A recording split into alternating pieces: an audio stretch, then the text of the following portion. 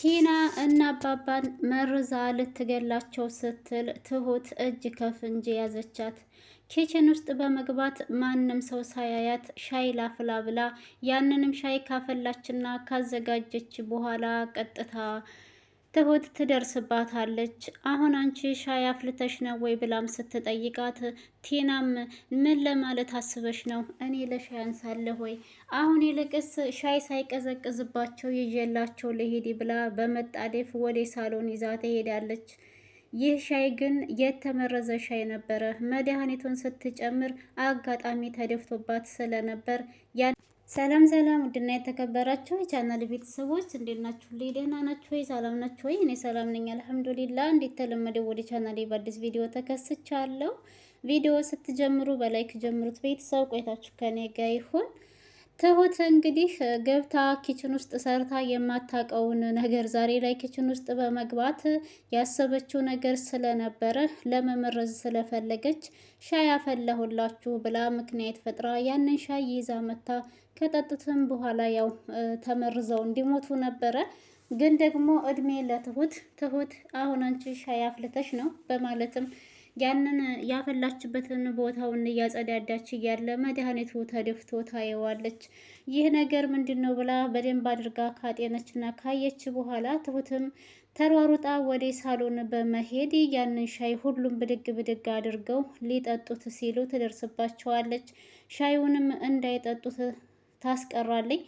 ግራ በመጋባት ምን ሆነሽ ነው? ምን ተፈጥሮ ነው ትሁት? እያሉም ሁሉም ሲጠይቋት ትሁትም ደግሞ አይ ያፈላችሁ ሻይ በቆሻሻ ውሃ ስለሆነ ነው፣ ለዛ ብዬ ነው፣ ከፈለጋችሁ እኔ አዲስ አፈላላችኋለሁ ብላም ስትላቸው አባባም ደግሞ አይ በቃ ትሁቴ ተይው፣ ሰዓት ስለሄደ እኔ ማረፍ ልል ነው፣ እናንተም ማረፍ በሉ፣ ሻዩም ይቅርብን ይልና ከአጠገባቸው ይነሳል። ትሁትም ቶሎ ቶሎ ብላ ያንን ሻይ ከፊት ለፊታቸው በማንሳት ወደ ኪችን ውስጥ ሄዳ ትደፋዋለች።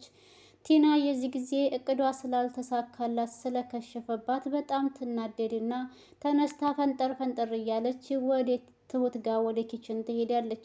ኪችን ከሄደችም በኋላ አንቺ ለምንድን ነው በመንገድ ላይ እየገባሽ የምታስቸግርኝ ብላ ትንቅንቅ ትጀምራለች። ትሁትም ደግሞ ስራዋን ስለደረሰችባት አንቺ ይሄም ሁላ ሰው ልትገይ ነበር አይደል በማለትም ጉሮሮዋን ንቅ አድርጋ ስትይዛት ግብ ግብ ሁለቱም እየታገሉ እያለ ካሌብ ይደርስባቸዋል። እሱ ሲደርስ ምንም እንዳልተፈጠረ ሆነው ተለያይተው ሁለቱም ፊት ለፊት ተፋጠው ይቆማሉ።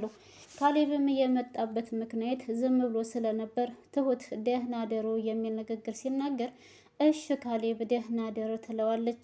ግን ደግሞ ሁኔታዋን ሲያያት ትሁትም በጣም ፊቷ ተቀያይሮና ቲናም አንገቷ ስለታነቀች አንገቷን እንቅ አድርጋ ስለያዘቻት ትሁት አንገቷን እንደዚህ ይዛ ዝም ብላ ቆማለች እና ሲመለከታቸው ብዙም ልክ ያልሆነ ነገር ነበር ከፊታቸው ላይ የተመለከተውና ቲና የተፈናጠረች ከኪችን ውስጥ ስትወጣ ካሌብ ወደ ኋላ ቀረት በማለት ትሁት ምንድን ነው የተፈጠረ ነገር አለ እንዴ? የተፈጠረ ችግር አለ ወይ ብሎም ሲጠይቃት ትሁትም ደግሞ ቲናን አሳልፋ ላለመስጠት ወይም ደግሞ ችግር ላለመፍጠር ብላ ነው መሰለኝ አይ ካሌብ ምንም የተፈጠረ ነገር የለም ምናምን እያለች ስትለው ካሌብ ግን ስለገባው የተፈጠረ ነገርም አለ፣ አንቺና ቲና የሆናችሁት ነገር አለ ያስታውቅባችኋል ብሎን ሲጠይቃት ትሁት ግን በጭራሽ ምንም አይነት ነገር አልተፈጠረም እያለች ትመልሳለች።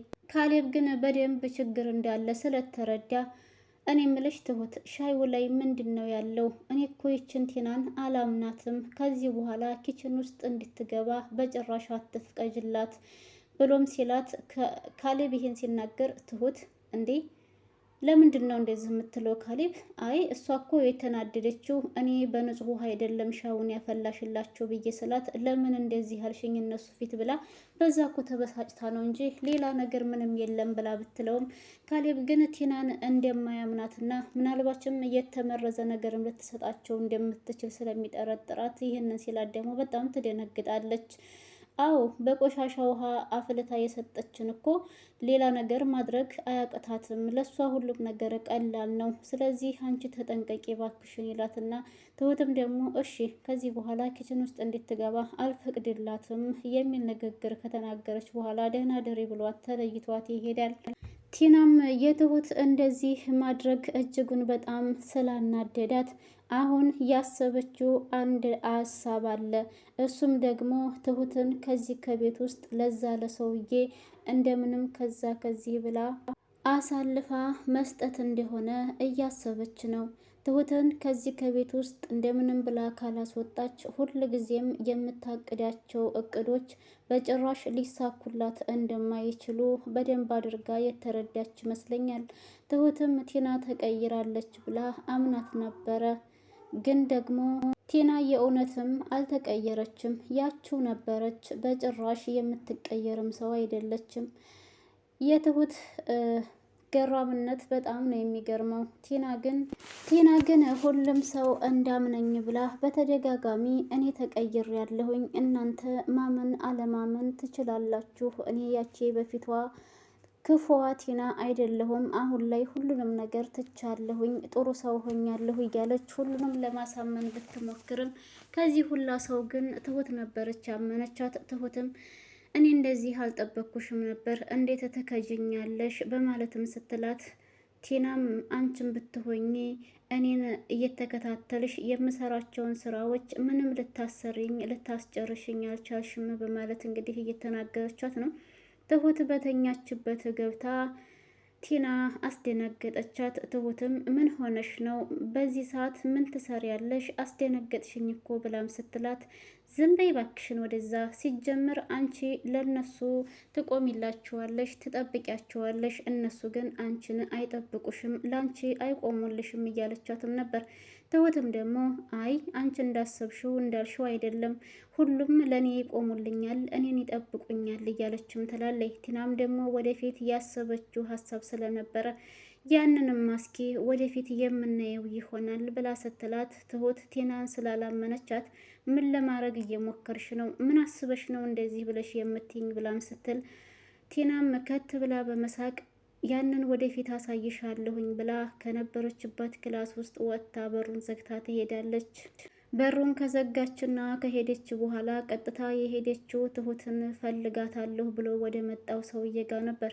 ሰውየውም ጋር ስትሄድ እንግዲህ ክላስ ውስጥ ቁጭ ብሎ ነበር እና በሯን ኳኩታ ከገባችን በኋላ ምን ሆነሻል? ምን አዲስ ነገር አለ? ብሎም ሲጠይቃት ቲናም ደግሞ እነሱ ቤት ሰው እንግዳ እንደሚመጣ እናም ከቤት ውስጥ ማንም ሰው እንደማይወጣ የዛ ዕለት ማታ ሰውየው ወደዛ ቤት መምጣት እንዳለበትና እነሱ ያሰቡትን ሀሳብ ማድረግ መፈጸም እንዳለባቸው ነበር እያወራች ያለችው። ሰውየውም ይህ መንገድ ስለተመቻቸለት በጣም ደስተኛ ነው። ሰውየውም ፕሮግራሙ ምንድን ነው ወይንስ የሚጠጣስ ነገር አለው ወይ ሲልም ቲናን ይጠይቃታል። ቲናም ደግሞ ፕሮግራሙ ላይ የሚጠጣ ነገርም እንዳለው ጭምር ነበር የነገረችው። ስለዚህ እኛ ስራችንን በደንብ አድርገን መስራት እንችላለን ማለት ነው ብሎም ሲላት ቲናም እንዴት አድርገን ነው ስራችንን መስራት የምንችለው ብላ ነበር የጠየቀችው። ሰውየው ሁሉም ሰው ጠጥቶ ከሰከረ በኋላ በደረቀ ሌሊት ገብቶ አባባን አፍኖ ሊገለው እንደሚችል ነው ለቲና እያወራላት ያለው።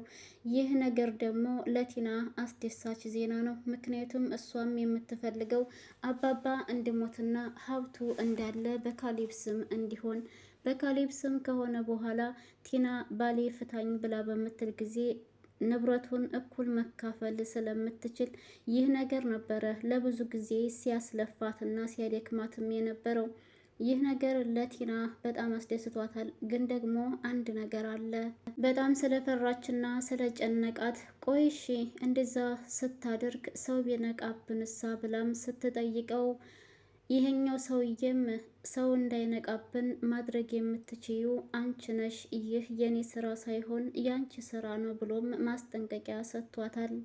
ይህ ነገር ቲናን በአንድ በኩል ቢያስደስታትም በአንድ በኩል ደግሞ አሳስቧታል። ምክንያቱም ከዚህ በፊት በጣም ብዙ ነገሮች ሞክራ እንዳልተሳኩላት ታውቃለች። አባባን እስከ ማገት ደረጃ የደረሰችው ይሄንን ንብረት እኩል ለመካፈል ስትል ነው። የዛሬውም ለእሷ በግማሹ ደስ ቢላትም ግን ደግሞ እሷም ስላለችበት መስራት ያለባት ኃላፊነት መውሰድ ያለባት ነገር ስላለ በጣም አሳስቧት ነው ያለው ማለት ነው። እንግዲህ ያው እንዴት ተባለው ሰውየው ወደ እነ አባባ ቤት ገብቷል በጨለማ። በቀጣይ ክፍል ላይ ደግሞ የእውነት ይህ ሰውዬ አባባን በትራስ አፍኖ ይገለዋል ወይንስ አይሳካለትም የሚለውን አብረን የምናይ ይሆናል። ቲና ሴራዋ አሁንም መጋለጥ አለበት የምትሉ ሀሳብ አስተያየታችሁን ኮሜንት ላይ አስቀምጡልኝ። ቤተሰብ እያለንበት አላህ ሰላም ያደርገን። ከተመቻችሁ ላይክ ሼር አድርጉ እላችኋለሁኝ። ለነበረን ቆይታ ከልብ ነው የማመሰግነው። አበረታቱኝ፣ አብረን እንደግ ቤተሰብ